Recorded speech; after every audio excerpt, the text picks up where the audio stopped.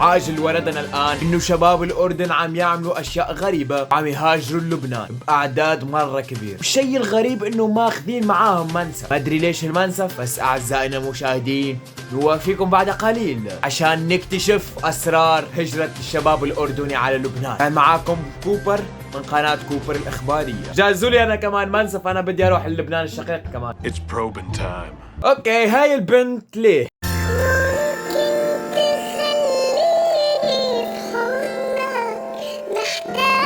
رسميا هاي الفترة خرفنت كل شباب الأردن وخلت الكل يكرش عليها. بعد ما نزلت هذا الفيديو كل شباب الأردن تقريبا رايحين على لبنان. لك أنا فديت الشباب الأردنية، أنا كتير بحبكم على فكرة، أنتوا كتير كيوت وهيك رجال، عرفتوا كيف؟ والله في كتير أردنية حلوين. تعليقات عندها عبارة عن تزوجيني وعلي شغل الدار. الله يهديكم، بس يعني بنت بس قال بتحب الأردنية صار بدك تتزوجها ليه؟ خلاص أنا قررت أتجوز لبنانية، أنا من الأردن. ابني أنت إجيت عشان تتزوج بنتي؟ إيه يا عمي. طيب عندك بيت؟ لا. طيب عندك شغل؟ لا. طيب عندك فلوس عشان تعيشها عيشة محترمة؟ لا طبعا. طيب لكان شو عندك؟ أنا من الأردن يا عمي.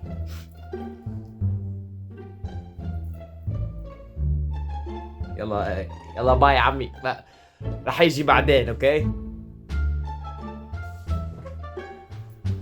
ستوب ستوب ستوب ستوب ستوب ستوب، أصحاب الفوتوشوب كاشفهم بسكوب، ما فيهن واحد توب توب توب توب. الحين بوريكي مهاراتي الفوتوشوبية.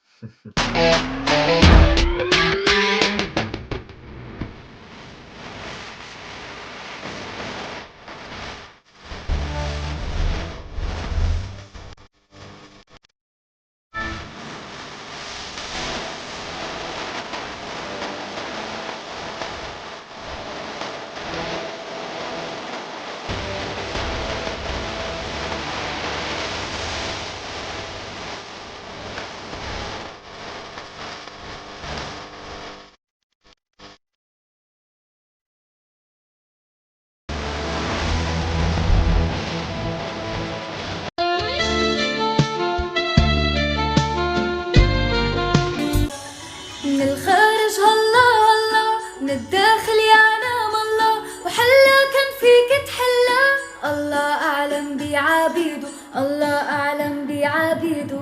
والله من جد يعني عندها صوت مرة حلو، بتغني أحسن من كثير يوتيوبرز بعرفهم.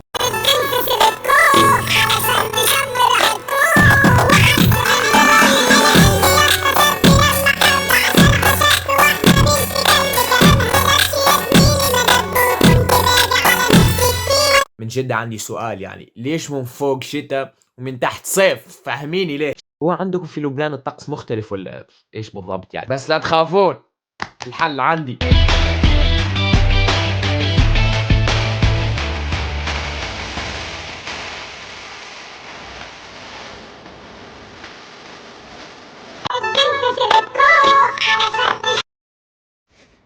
اوكي ليكو، انا من الشاب اللي بدي ارتبط فيه عن جد مش طالبه منه كتير، بس انه نحكي 23 ساعه و59 دقيقه وباقي نهار له حرم عشان ما بدي اضغط عليه كتير، بس هالقد عرفته.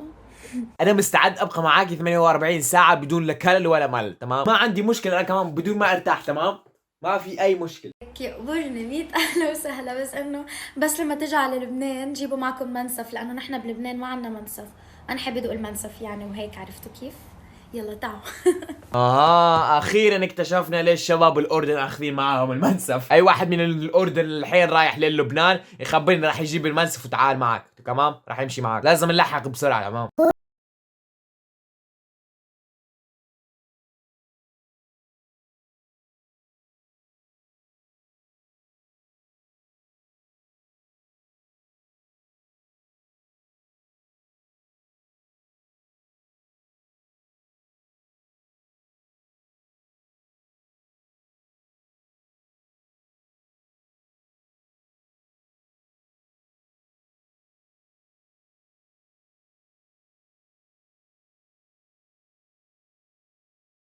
اللي زعلها خبروني، يلا نحن شباب الاردن راح نريحك منه. راح شيت راح نوريه كيف يزعلك ذا الحيوان. مين ذا الحيوان بس خبرين بنات بالله من جد يعني.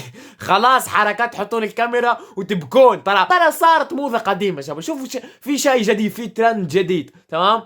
جربوا اشياء جديدة لانه ما عاد تمشي علينا حركات انه حركات قديمة ذي تمام. شوفوا اشياء جديدة. راس السنة قرب، ما ودك انت بعد تقرب؟ عاجل ولدنا الآن أنه شباب الأردن على حدود لبنان والوضع صار متأزم. اكتشفت الحكومة أنه هاكل ذي الأسباب الهجرة من الشباب الأردن سبب الآن ساليه. فاقترحت الحكومة أنه نطرد السيدة أو الآن ساليه من لبنان لأنها راح تسوي خلافات ما بين الأردن ولبنان. أظن هذا أحسن اقتراح سوته الدولة. نوافيكم بعد قليل.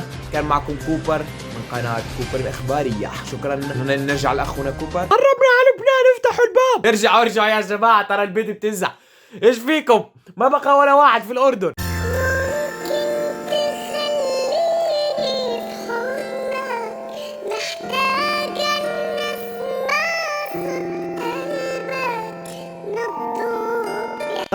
خلاص تعذيب. انا ودي اروح للبنان تمام. بدي منسف كمان يا جماعة. البنت مهرها منسف.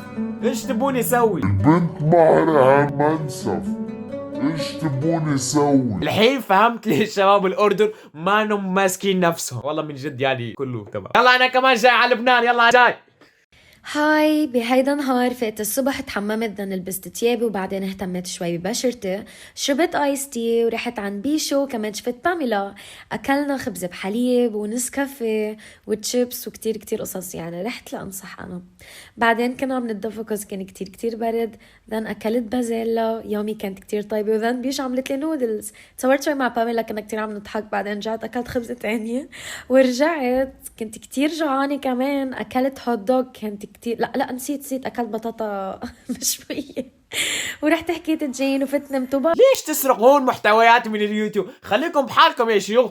غنوا، ارقصوا، سووا اي شيء، بس ليش تسرقون فلوقاتنا؟ خلونا نحن بنعمل فيديوهات يوتيوب على حالنا وانتم بغنوا وارقصوا بحالكم وكل واحد تمام. اذا واصل التيك توك هيك ما راح يبقى ولا واحد في التيك توك غير مديرته، والبقيه راح ينتقلوا التيك توك وانا اولهم. بس خلصنا المقطع شباب وبنات، ان شاء الله عجبكم الفيديو. فمقطع تسليك شوي، ما تعطوا لي افكار تحت الديسكربشن. واي السلام عليكم. نسيت ما قلت خبر. السلام عليكم. المهم شكرا لوصلت هنا وباي. ترى من جد اللي رايح للبنان الحين يخبرني عشان اروح.